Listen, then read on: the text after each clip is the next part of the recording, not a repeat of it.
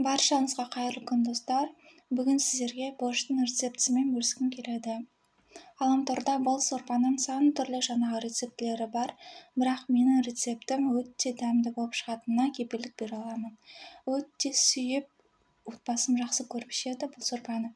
Сіздерге де осы рецептіні ұсынамын. Ең алдымен қазанға салқын су құямыз. Етті салып, орташа отта қайнағанын күтеміз. Бір қайнағаннан кейін дәміне қарай тұз саламыз. Қақпағын жауып, тағы да шамамен қайнатып аламыз.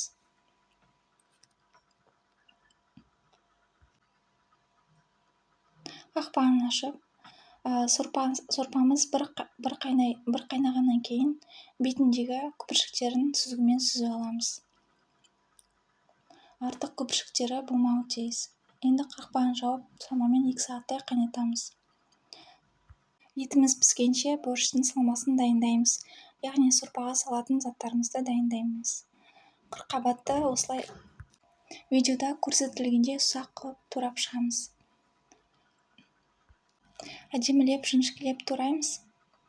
Қырыққабатымыз молырақ болса, сорпамыздың да дәмі өте керемет болады. Мен сорпаға 5-6 картошкадай қостым. Енді картошкамызды көбіктеп турап шығамыз. Турағаннан кейін ыдысымызға су құйып, картопымызды саламыз.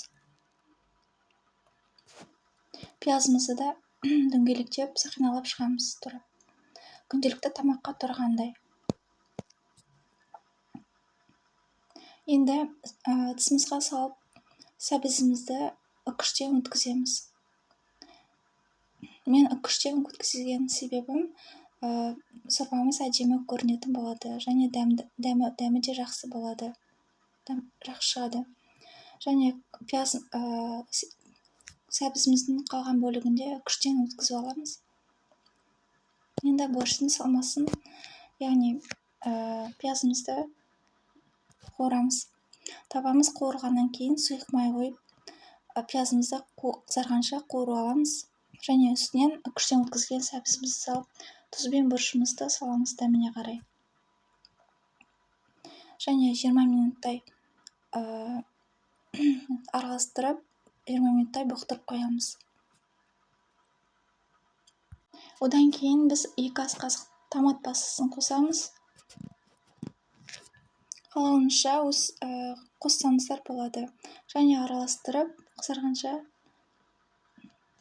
және қақпағын жауып бұқтырамыз. Етіміз піскеннен кейін қырыққабатымызды сорпаға саламыз. Қырыққабатымызды араластырып, қасықпен бір қайнатып аламыз.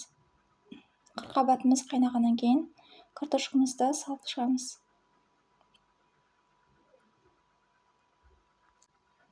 Енді табада қуырылған пиязымыз бен сәбізімізді сорпамызға саламыз. Барлығын араластырып, шамамен 20 минуттай қайнатамыз. Біздің картошкамыз, қырыққабатымыз піскеннен кейін үстіне аскөбімізді себеміз. Біздің сорпамыздың дәмі өте керемет болып шығады. Иісі де, дәмі де. Міндетті түрде осы рецептпен дайындап көріңіздер.